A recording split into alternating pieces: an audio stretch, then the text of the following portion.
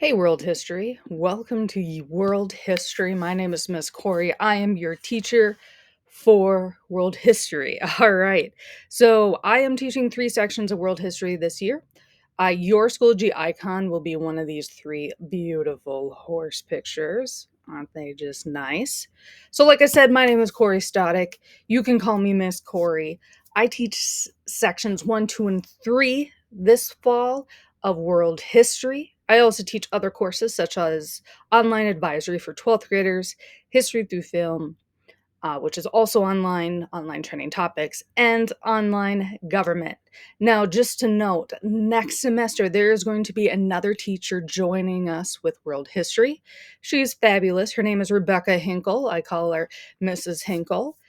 She's going to be teaching section 1 next semester, but do not panic. We do the exact same things. There is no difference between us, really. So, just an FYI to everybody. But I have everyone this semester, which is interesting. So, a little bit about me. This is my 4th year teaching overall. This is my 3rd year at ISD 728 online.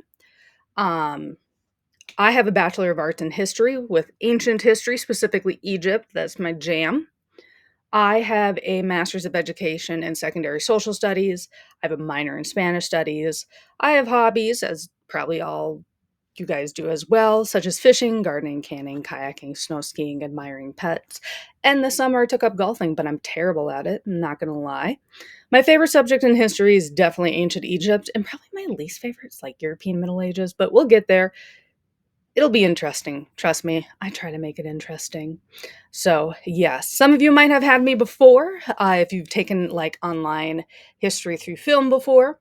Some of you might have had me for a couple months back in middle school as well. So, it's great to have you back, and welcome to all the new students who are here with me today. So, this is also my dog Stella. You will hear her in the background of some of my videos because she's a little dog, but she has a big bark and it travels a long way.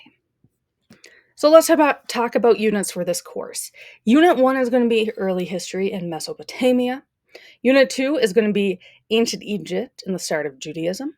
Unit 3 is going to be ancient Greece and Persia. Unit 4 will be ancient Rome. Unit 5 will be ancient to medieval China and Japan. Unit 6 will be ancient to medieval India. Unit 7 will be Middle Ages. Depending how far we get in that, it might continue into the second semester. We'll see. I'm not sure yet.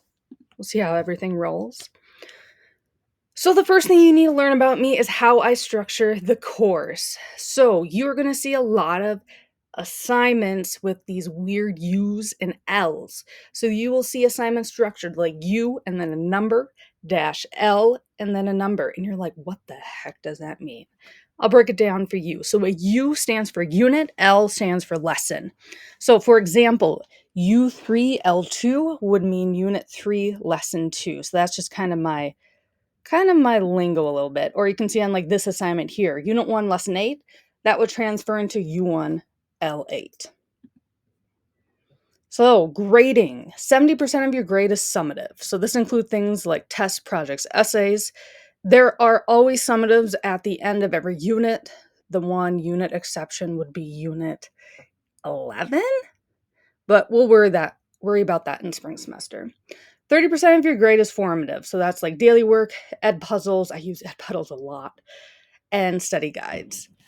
Formative work is usually 5 points, except for the study guides are usually 20 points. And I'll talk about study guides a little bit further in a little bit. And summative work varies, typically between like a 20 to 35 point range. All right, now we're going to talk about due dates. So due dates for an assignment are due on Sundays at midnight unless otherwise noted.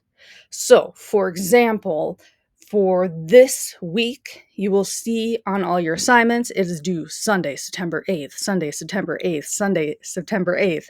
You'll see that a lot. It is always due at Sunday at midnight. Very, very rarely is it due otherwise. And if it is, I will definitely notify y'all about it. So let's talk about study guides. So study guides are the first assignment in each unit assigned to you. So for example, for unit 1, it's going to be the U1-L1 unit 1 study guide. Study guides may last 2, 3, or even 4 weeks, depending on the unit. but they're always due the same day as the summative, which again will be Sundays at midnight. So that's kind of like the other formative work that we do will be due within that week. Study guides last throughout the unit. All right, now let's talk about attendance. This is probably one of the most important things to talk about today. So, attendance is based upon assignment completion. So, you must complete every single assignment I assign you for the current week in order for me to mark you as present. So, here's kind of a little example, okay? Let's say this is our week here. Okay, so you're going to do this formative assignment, then this formative assignment, this one, and this one. That means every single one of these assignments that I assign you needs to be done by Sunday at midnight. If they are not complete and turned in by Sunday at midnight, you will be marked absent. Okay? You must complete every single assignment within that week in order to be marked as present. I know it's very strict. I did not come up with a rule. The district did that as kind of like a together as a policy. So I just kind of have to follow the rules. Here's another really good question. So let's say that you were out sick, right? Like Monday you're feeling fine. You were at school, then all of a sudden Monday night you started getting a fever or something, and you were out sick from Tuesday through Friday. So this is kind of where it gets tricky. So you were present in person on Monday. So you are still obligated to complete all of your assignments before Sunday at midnight. I know, yes, that's very strict. But here's the deal. If you really are sick, like let's say Tuesday through Friday, email me, okay? Email me. I can probably help you out and give you extra time, all right? But I will also verify to make sure you were actually sick, like Tuesday through Friday. So here's another question. What happens if I'm going on vacation Monday through Friday or called out sick Monday through Friday? You need to email me, okay? You need to email me to let me know that you're on vacation or you were out sick the entire week. I will then go and verify with your home school, so either Elk River, Rogers, or Zimmerman, to verify your excuse, like, yes, you were actually out on vacation or out sick. If you do not email me, I will not know that you're on vacation or sick, and I will mark you absent, and then it's a whole big headache, okay? So, unlike your in-person teachers, I don't get notified when you're out for the day, okay? So that's why you need to email me. So, what happens if you are marked absent? Not very pleasant things are going to happen to you. So, I do attendance on Monday mornings. All online teachers do. And we do the attendance for the previous week. Okay. So, I do attendance on Mondays for the previous week. If there's a holiday on Monday, then it'll be done Tuesday. That's not very often, though. So, if you are marked absent, you'll get an email from me and I will send it to you, your parents, your counselor, and your administrator. That's right, your vice principal even gets it.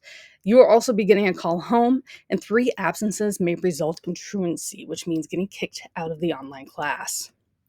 So this is an excuse that a lot of students like to say, but I was so busy with real school that I forgot about this class.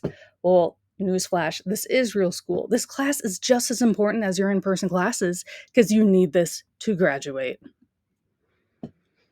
All right, so when should you work on this class? So, since this is an online class, that means that you're an independent worker.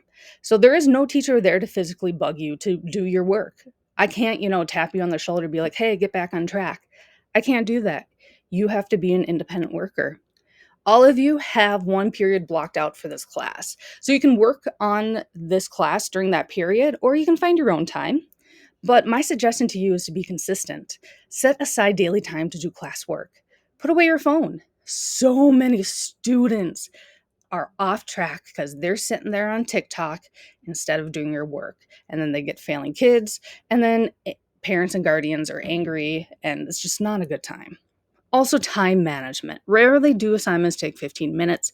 Most assignments take somewhere between 30 to 50 minutes, and your class period is approximately 52 minutes. So, you should be able to get what needs to be done for the day within that class period you have blocked out for this class. This is just something I have to put on here. This is as a district as a whole agreed to this. So students who are struggling with the learning model of Online 728 will be moved to in-person or blended opportunities as an intervention step to promote student success. Struggling is demonstrated by poor attendance or lack of engagement in online coursework. It is important to remember that online learning is an option for students and not suitable for all learners. Moving students to a learning model that provides more direct teacher instruction follows MTSS guidelines for intervention. All right, what happened if you need help? Guess what? You got to contact us. We can't see your faces when you're confused. So please, please, please email me. I am so here to help you, okay? You can also sign up for Google Meets. That's at the top of the Schoology page. You can see my link there. And the best way to contact me is email. I check my emails quite often, okay? Late work. So late formative work will not be graded after the due date. Again, due dates are usually Sundays at midnight, and I'll let you know if that's any different. And if it is not turned in by the unit deadline, it will be a permanent 0. So you don't want that to happen. So what happens if you need extra time? Okay? Just email me. Okay? The sooner the better, though. If you email me at like Sunday at, like 6 or 7 p.m., I'm probably not going to see that email and probably not going to grant you the extra time. So you need to do it the sooner the better. So at least before noon on Sunday. And we may not grant it to you, so you better have a good reason why you need the extra time. All right, next up is probably my least favorite topic, which is plagiarism and AI. So I am someone who does not really like AI. I'm really biased towards it, but I know it's here to stay in our society. AI takes away a lot of the skills that makes you a better student, a learner, and a worker, but I cannot avoid it. So let's lay down some ground rules about it. All right, let's talk about those ground rules. So, the only thing I will permit you to use AI in this class is to proofread or to spell check. Okay? The only two things. You cannot copy and paste anything from an AI site. So if ChatGPT tells you to reword a sentence, you cannot just copy and paste that into your assignment. You need to type it out with your own hands. You also cannot use AI to complete your assignments, summative or formative. And if you use AI for proofread and spell check, you must cite it so I know that you did that. So here's the rules on how to cite if you use AI. And remember, you can only use it for spell checking or proofreading. So this is how you do it. The first thing that you do when you cite using AI is that you need to, in quotation marks, say what you told like ChatGPT to do. So let's say I was reading a paragraph or I was typing out a paragraph and I want to check that paragraph for any spelling mistakes. So I would have told ChatGPT, check this paragraph for spelling mistakes. Okay. That is what you're going to do here on the first part of the citation. As in quotation marks, you're going to give the prompt that you told the AI to do. The next little chunk, which is right over here, is the AI website you used. And then after that, you are going to put in when the latest version of that AI was last updated. And so you just put like the date, so like 13th February. You're also going to do the version. You just keep that right there. You also just keep this open AI chunk here. And then you're going to put in the date that you access AI. So for example, if you accessed it on the 27th of August, you would do 27aug.2024. And then for the last thing for the citation, you're going to put in the website that you used.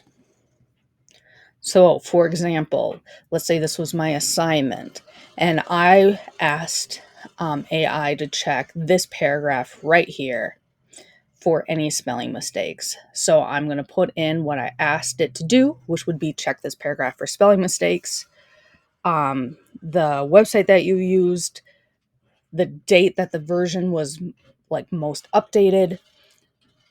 Then you keep the open AI, and then the date that you accessed it, and then your website. So if you give answers to questions that are not in the video or information of assignments, I will suspect you of using AI and you will get a 0 in an email from me. If you plagiarize or use AI inappropriately, so not proofreading or spell checking, you'll lose my trust really fast. I'll become pickier on your assignments, and that could result in a lower grade. So if plagiarism also becomes a huge problem, I'll start using Turnitin for all of assignments. And if you're curious about the district's AI policies, I linked it here. So if AI is used inappropriately, so not for proofreading or spell checking, then I will ban it for everyone. So choose or use it really wisely, or else you will spoil it for everyone. And I will alert you of any AI use changes for this course. So let's pause here for a second. What questions do you have about AI usage in this course? If you don't have any, just type none. All right, let's do a quick quiz. What are the only 2 ways you can use AI in this course? Is it making outlines for essays and making MLA citations, making images to use for slides and using AI voices for presentation, or proofreading and spell checking? Hopefully you said C, proofreading and spell checking. If I do use AI for proofreading and spell checking, I can just copy and paste the new words into my assignment. Is that true or false? That's right, false. First of all, you need to type it with your own hands. You can't just copy and paste. You also must cite it. So let's talk about some other tools used for this class. So Schoology annotation, you'll learn how to use that later this week. It's rare that I use it, but it is good for analyzing text and drawings. Edpuzzle, that is my main jam. So that is used weekly, if not multiple times a week. Instead of having you read from textbooks, what I do is I make lecture videos, and then you can take notes that way. Because let's be honest, y'all are probably not going to want to read a textbook, but at least videos are a little bit better. And that is also the tool you are using right now.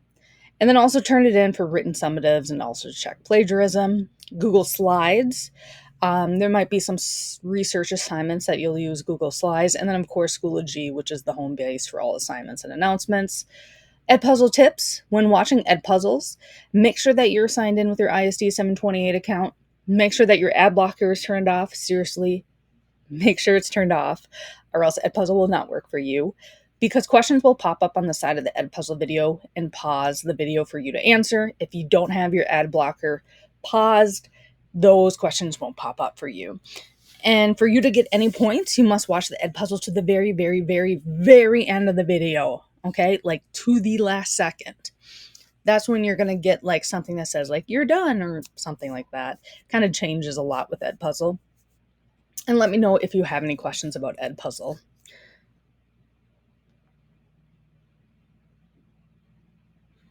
All right, so if the video did not just stop for you right now, your Edpuzzle is not working correctly. So you need to make sure that your ad blocker is turned off.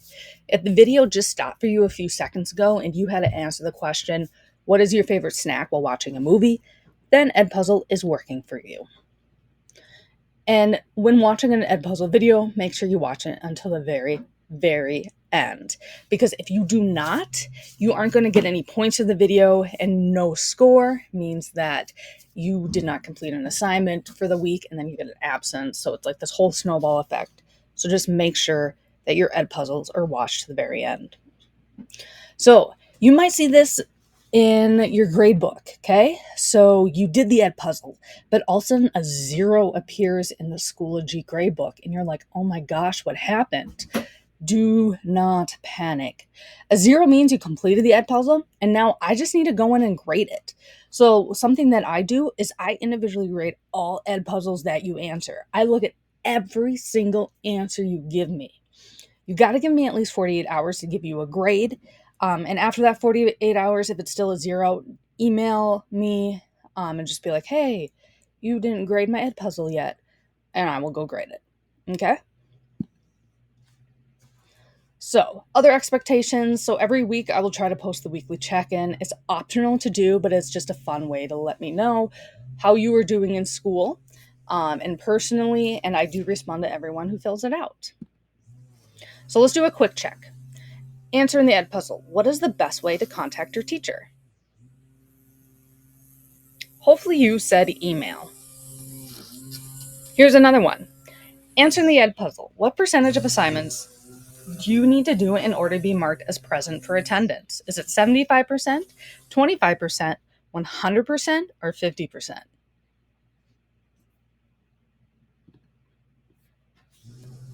Hopefully you said 100% because that is the correct answer. All right, now let's take a quick tour of Schoology. All right, so to get to our courses, again, I'm teaching 3 different sections of world history. All their icons are of horses, so click whatever icon pops up for you. I'll just go into section 1s for now. All right, so here's how the Schoology course is laid out. So here is the contact information about me, my email address, if you want to sign up for a meeting, click there. With parent and guardian resources, if your parents have any questions or troubles or something, that's a really good folder. This right here is our weekly calendar. I change this every Sunday. It tells you what you need to do for the course for that week. Okay. Then, of course, we have the orientation materials, which is the folder you are currently working on. And then once next week rolls around, I'll open up Unit 1. All right? Sweet. All right, let's get back to that slideshow. Let's see if I can find it. There it is. Found it. All right, let's wrap this up. If you do not think you can meet all the time and assignment requirements for this class, you need to contact your counselor right now to change classes. Okay? What questions do you have for me? And if you don't have any, that's okay. Just type none. All right, next up. So you're going to complete lessons 1 through 5 in the orientation folder. Make sure you also do the U0-L6 orientation quiz. Next week, we're going to start Unit 1. So on September 9th, you're going to open up the Unit 1 folder and take a look at the study guide, which will be U1-L1. You will complete the study guide throughout the lessons in the unit, and then you're going to start working on the Unit 1 folder. All right, so thanks for listening, everyone. Again, if you do have any questions, please email me. All right, I am here to help you. All right, bye.